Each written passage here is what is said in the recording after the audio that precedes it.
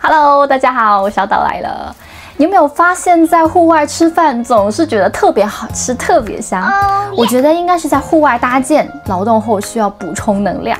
还有一点就是在大自然舒服的环境当中放松心情加分的关系。当然，为了能够在户外烹煮美食，我对露营的锅具、炉具也研究了不少。今天就来跟大家分享关于炉具选择的一些心得。因为炉具的种类款式繁多，我们将分类分级来说明。为了避免以后找不到我，记得订阅我哦。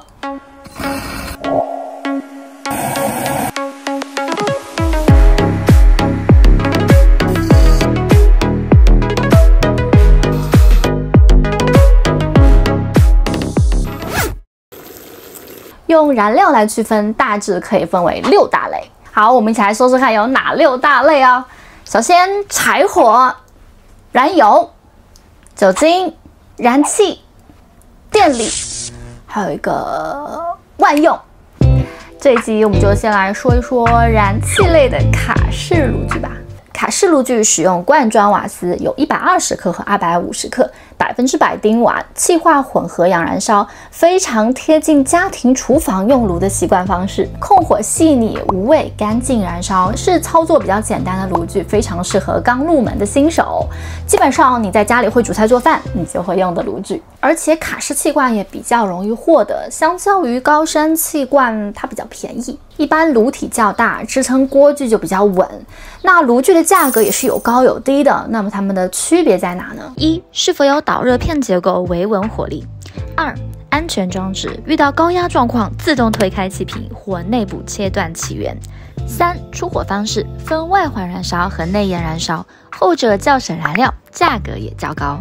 4. 特殊功能设计及配件收纳盒。以上就是卡式炉具的特性及优点。常见的单口炉是这种类型，或紧凑折叠成桶形的变形款，精致小巧，设计另类，价格就拉高了。之后有机会再深入介绍。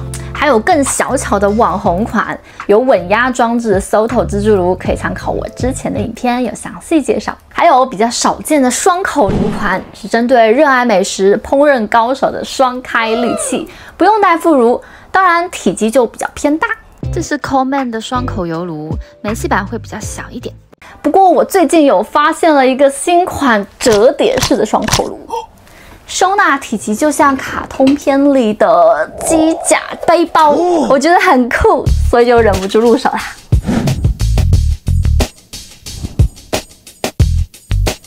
而且比传统的双口炉要小一些。那么今天就用它来示范双口卡式炉的烹煮吧。先安装瓦斯气罐，观看确认安装稳妥，打开磁吸折叠炉盘，整体黄黑配色，很亮眼漂亮，和我很像。双口炉之间的距离很刚好，2个中型锅具同时烹煮不会打架。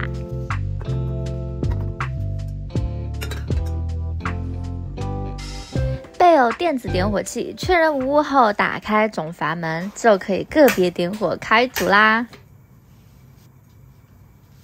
锅具我就用不粘板的迪卡侬套锅，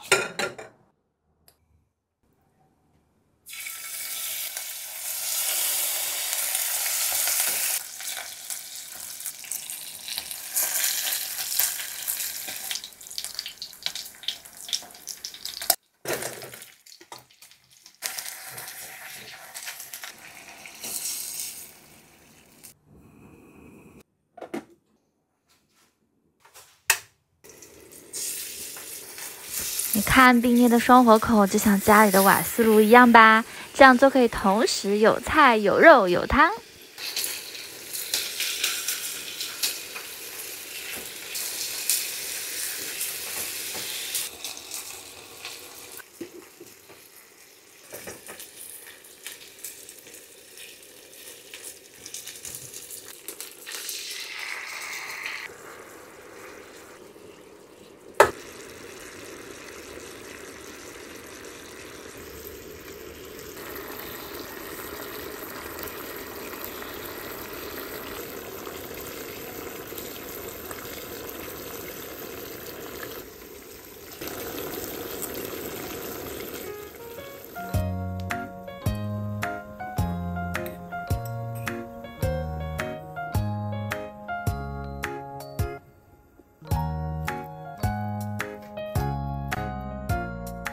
哦，我要开吃啦！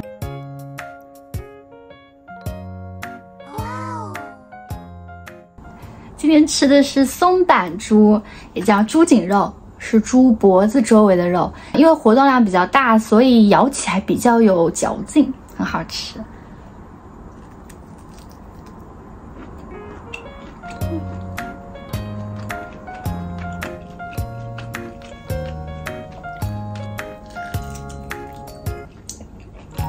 我煎的怎么这么好？这是我提前腌制好的，调料有酱油、味淋、白酒、白糖就好了，然后调一调煎一煎就很好吃。我煎的有一点焦香，很棒。这一碗就是营养丰富的杂煮汤啊！我的蘑菇，咿呀！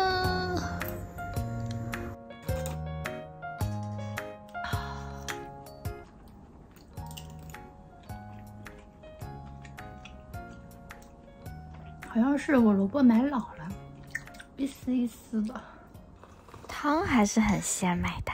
今天展示的折叠双口炉，除了有前面讲到的卡式炉的优点外，安全容易操作，另外旁边还有个外接口，可以使用高山气罐和瓦斯桶，这意味着在低温高海拔的地区使用也没问题。折叠之后就直接是一个手提的收纳箱，有脚垫护体。体积我觉得就跟一般的单口炉收纳盒差不多，很理想，推荐给偏爱卡式炉又有厨艺热情的露营小伙伴。那么今天卡式炉的说明就到这里，如有不足和疏漏，也欢迎大家留言告诉我。其他炉具系列的影片我们也会陆续推出，记得帮我点赞、订阅、分享哦。我们下期不见不散。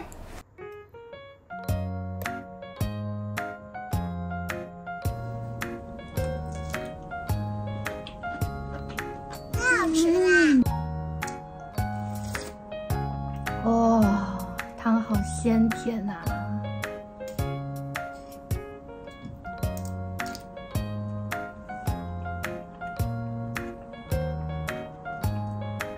萝卜还稍微插一口气，再吃一块肉。